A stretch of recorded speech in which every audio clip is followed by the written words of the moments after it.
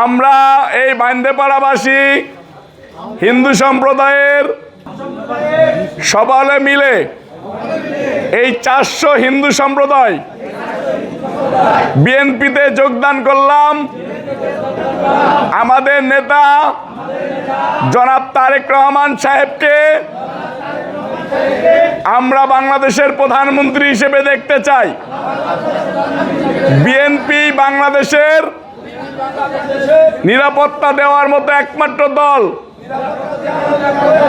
তারেক রহমান সাহেবের প্রতি আমাদের অনুরোধ,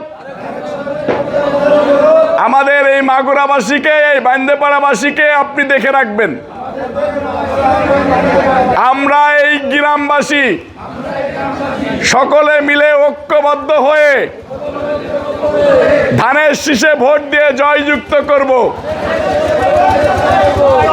ভাই হিন্দু মুসলিম ভাই ভাই, হিন্দু মুসলিম ভাই ভাই, হিন্দু মুসলিম ভাই ভাই।